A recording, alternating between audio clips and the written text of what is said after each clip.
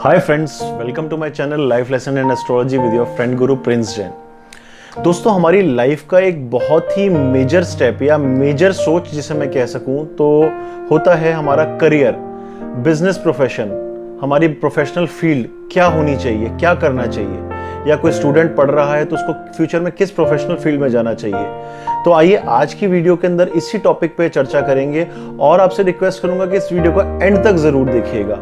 और जिसने अब तक हमारे चैनल को सब्सक्राइब नहीं किया है, प्लीज चैनल को सब्सक्राइब कर दीजिए और बेल आइकन के बटन को जरूर दबा दीजिएगा ताकि हमारी वीडियो की हर नोटिफिकेशन आप तक पहुंच सके। तो चलिए शुरू करते हैं।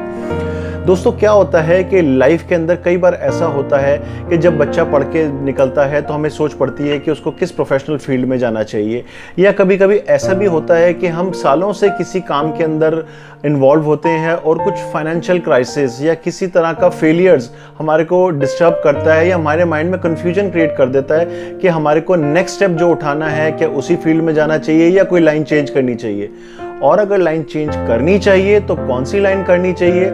आइए मैं आपको बहुत सिंपल वे में समझाता हूं। जो लोग एस्ट्रोलॉजी में थोड़ा सा इंटरेस्ट रखते होंगे या थोड़ी सी नॉलेज होगी वो मेरी सब टेक्निकल पॉइंट्स को भी समझ जाएंगे, और जो नहीं समझ पाते मैं उनके लिए बहुत एक सिंपल वे में समझाने की कोशिश कर रहा हूं। तो चलिए ध्यान दीजिएगा इस पे।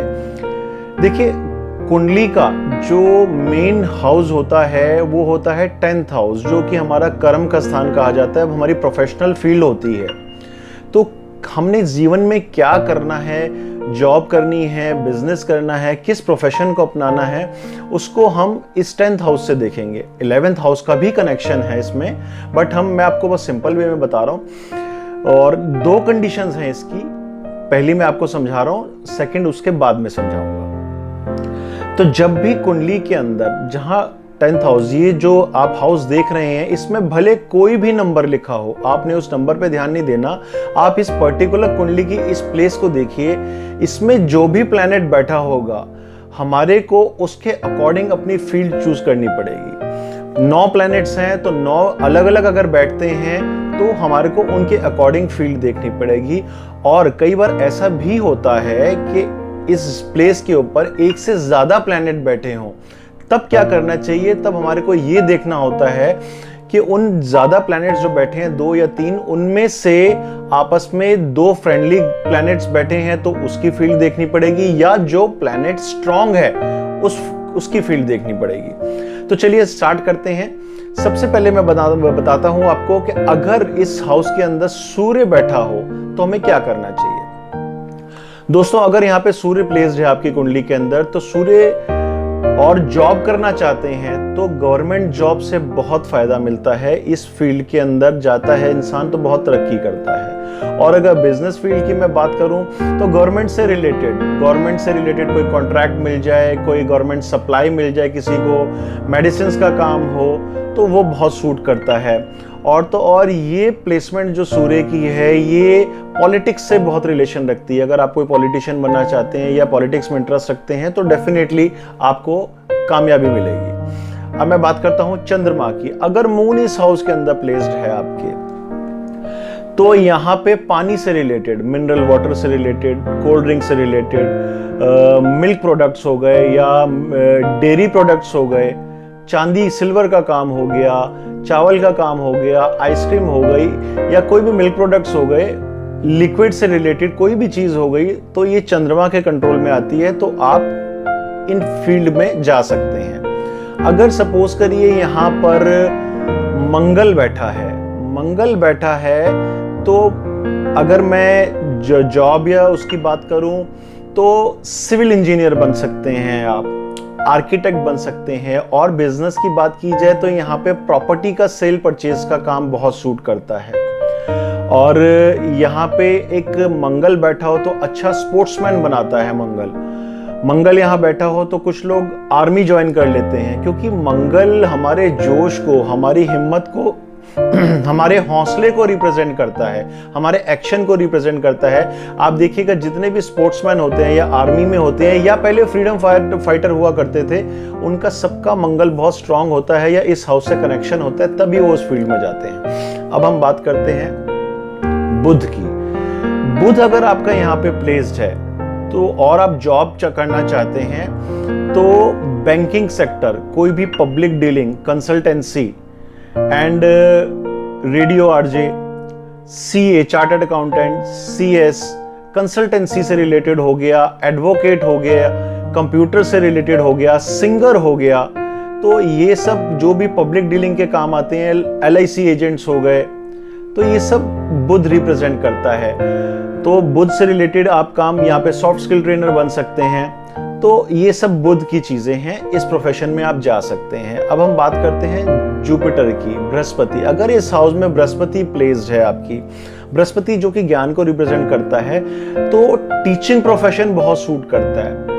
आप टीचर बन सकते हैं, प्रोफेसर बन सकते हैं हायर स्टडीज करके, आप कोचिंग इंस्टीट्यूट चला सकते हैं, आप इसके अंदर धर्म से काम आने वाली चीजों का व्यापार कर सकते हैं, आप बुक्स का काम कर सकते हैं, बुक्स की प्रिंटिंग, पेपर प्रिंटिंग का भी काम यहाँ पे जुपिटर के कंट्रोल में आता है। तो ये सब चीजें डेफिनेटली बहुत सूट करती हैं। अब बात करते हैं शुक्र की। शुक्र जो कि ब्यूटी को रिप्रेजेंट करता है। अगर यहाँ पे शुक्र प्लेस्ड है तो आप गारमेंट्स का काम, आप यहाँ पे कॉस्मेटिक्स का काम कर सकते हैं, ट्रेडिंग कर सकते हैं, और तो और ड्रामा, स्टेज, एक्टिंग, ये सब शुक्र रिप्रेजेंट करता है इन सब चीज़ों को। शुक्र जो कि ब्यूटी को रिप्रेजेंट करता है और शादी में काम आने वाली चीज, टेंटिंग का काम हो गया, डेकोर हो गया, ये सब शुक्र के अंडर आ गया, फैशन डिजाइनिंग हो गई, ये सब शुक्र की चीजें हैं। तो यहाँ पे बहुत सारी फील्ड हैं शुक्र से रिलेटेड, तो उसके अंदर आप अपनी लाइफ के अंदर आजमा सकते हैं। अगर यहाँ पे शनि बैठा हो, शनि यहां बैठा हो तो मैकेनिकल इंजीनियरिंग कर सकते हैं। शनि यहां बैठा हो तो आप कॉन्ट्रैक्ट बेसिस पे काम कर सकते हैं, जॉब वर्क्स कर सकते हैं। शनि यहां पे बैठे हो तो आप मशीनरी से रिलेटेड मैन्युफैक्चरिंग भी कर सकते हैं, मशीनों का काम, लोहे का काम, पेट्रोलियम, केमिकल, कोल, ये सब चीजें, गाड़ी का काम, गाड़ियों का काम, तो ये सब चीजें शनि के कंट्रोल में आती हैं। किसी भी तरह की मैन्युफैक्चरिंग, मशीनरी, सब शनि के काम है।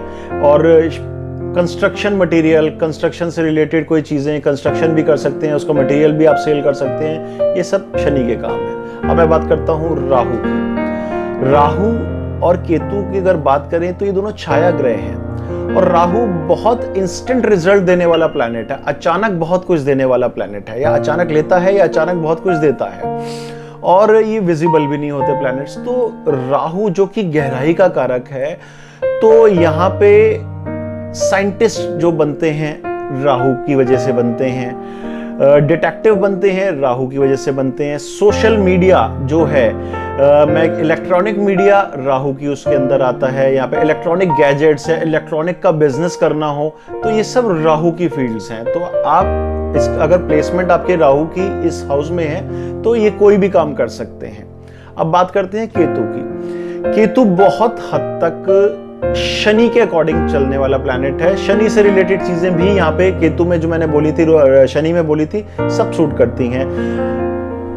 बेसिकली अगर केतु यहाँ हो तो इंसान को सोशल वर्कर भी बनाता है, और केतु क्योंकि फॉरेन को या ट्रैवलिंग को रिप्रेजेंट करता है, अगर आपका केतु इस हाउस के अंदर है तो आप फॉरेन से जुड़ी एक्सपोर्ट इंपोर्ट डेफिनेटली आपको बहुत रास आएगा। उस चीज को अगर आप करते हैं बहुत रास आएगा। कोई आप चीज मैन्युफैक्चरिंग करते हैं, शनि की मशीनें लगाते हैं उसके अंदर, जैसे कि मैंने बताया राहु और केतु थोड़े से हिडन प्लैनेट्स हैं, दिखाई नहीं देते हैं, तो यहाँ पे शुक्र से रिलेटेड चीजें भी सूट करती हैं। कोई आप ऐसा कपड़ा मैन्युफैक्चर करते हैं जो नजर ना आए, जैसे थ्रेड हो गई, यान हो गए, जो कि नजर नहीं आते, कपड़ा सिलाई होता है बट धागा नजर नहीं आता उसके अंदर, इलास्टिक होता है जो कि कपड़ों के अंदर नजर नहीं आता, तो ये केतु की चीजें हैं। और आप इसको मैन्युफैक्चरिंग या एक्सपोर्ट इंपोर्ट करते हैं तो यहाँ पे केतु आपको बहुत फायदा देता है। तो दोस्तों ये मैंने आपको एक कंडीशन बताई कि जब आपके इस हाउस के अंदर प्लैनेट्स बैठे होंगे तो ये रिजल्ट देंगे। और कई बार ऐसा भी होता है कि ये हाउस कुंडली के खाली होते हैं, यहाँ पे कोई प्लैनेट नहीं बैठा होता,